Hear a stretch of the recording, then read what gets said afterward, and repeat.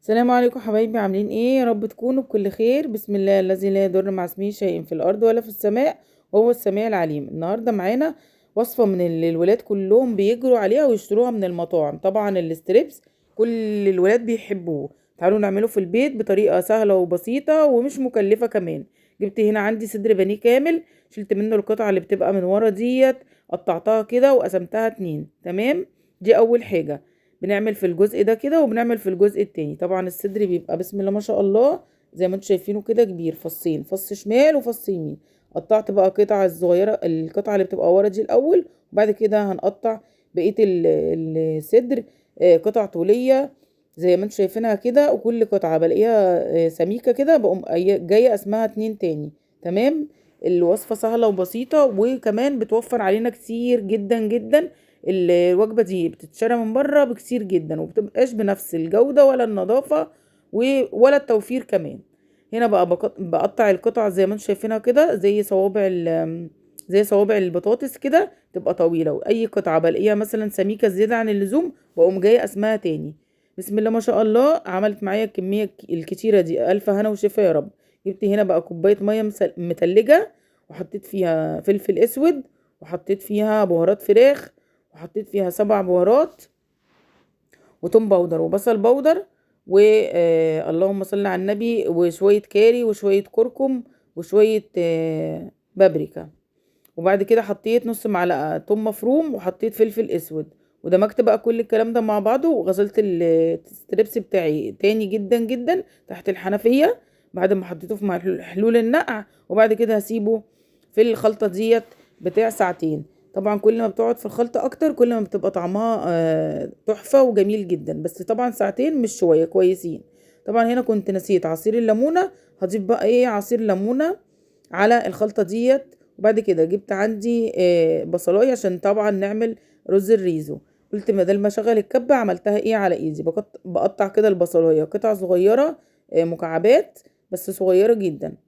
بعد ما اقطع بقى البصلايه طبعا هقوم جايه ايه مشوحاها في شويه زيت وحته سمنه. انا حطيت شويه زيت وحته سمنه بلدي وشوحتهم فيهم. وبعد كده جبت نفس البهارات اللي انا حطيت فيهم الستريبس، وهحطهم على الرز بتاعي او الرز وهو بيتشوح. طبعا بنحط في الوصفه ديت اللهم صل على النبي باربيكيو صوص وصويا صوص وكاتشب.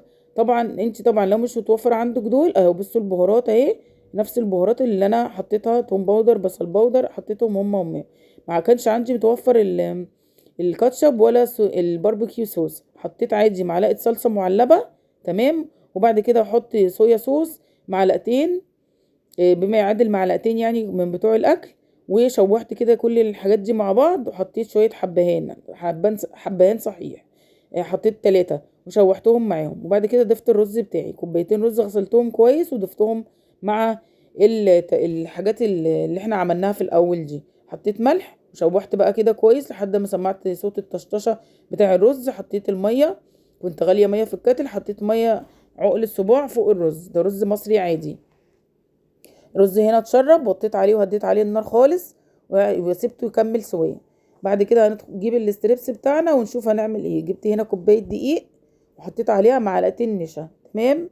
بعد ما نحط معلقتين نشا جبت شويه كركم وضفتهم عليهم وقلبت كل ده مع بعضه. وبعد كده هنخرج الستريبس بتاعنا من الخلطه اللي احنا حطيناها فيه في بوله فاضيه. ليه؟ لاني هرجع تاني احط الستريبس بتاعي بعد ما احطه في الدقيق والنشا، هرجع احطه في الخلطه اللي هي ايه اللي انا كنت نقعاها فيها من الاول. وطبعا حاطه زيت على النار، على نار هاديه متوسطه يعني، بس هيبقى يسخن علشان على ما اخلص الخلطه دي كده اقوم جايه حطها في الزيت على طول. هنا بصوا طلعته بقى من الدقيق، حطيته في الخلطه بتاعت الستريبس اللي احنا كنا نقعينها فيه من الاول. وبعد كده ارجعه تاني في الدقيق. هعمل بقى الكميه اللي معايا كده حبه بحبه كده، واول باول. بصوا بغطسها كده واطلعها. بصوا ونقعد بقى نعمل فيها مرة 2 3 حسب 5 10 حسب ما انت عايزة بقى، عشان يعمل التعريجات اللي احنا بنشوفها في الاستريبس زي ما احنا بنشتريه من بره كده. كل ما بتقعدي تلفيه كده كذا مرة في الدقيق، كل ما بيبقى بيعمل تعريجات اكتر. بصوا في الاخر بقى بتنفضيه كده زي ما انتم شايفين كده. وبعد كده بحطه بقى في الزيت. بصوا بقى هنا التعريجات مش باينه، بس هقرب لكم الكاميرا واوريكم شكلها من قريب. بصوا بننفضها كده من بعيد كده ونحطها بقى في الزيت على طول. هوريكم كمان مره اقرب واقرب. تمام. طريقه سهله وبسيطه وجميله وبتوفر كتير لما احنا بنعمل بصوا شايفين التعريجات؟ لما احنا بنعمل الحاجه دي في البيت حطيته في الزيت، وبعد كده لما ياخد لون هطلعه كده زي ما انتم شايفين. بألف هنا وشفا يا رب. طبعا هيعجب الولاد جدا وبأنضف واسهل واوفر بكتير من لو احنا هنشتريه من بره. وهسمعكم صوت القرمشه، اقسم بالله تحفه تحفه تحفه. بألف هنا وشفا يا رب، ان شاء الله يعجبكم وتجربوه ويعجبكم بإذن الله. بصوا بقى صوت القرمشه.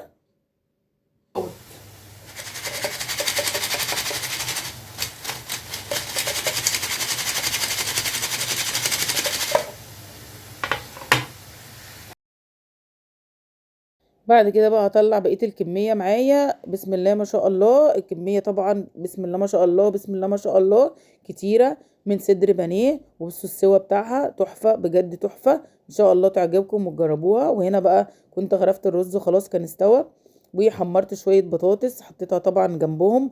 هنعمل بقى طباق زي ما هما بيشتروها من بره، او زي ما بتعجبهم بالطريقة اللي هما بياكلوها بيها من بره. نحط كده في كل طبق نوزع شوية بطاطس مع الستريبس. وطبعا هنا جبت لهم كاتشب ضفته بقى كده على الوش، او وزعت على الوش كده. بسم الله ما شاء الله بألف هنا وشفا.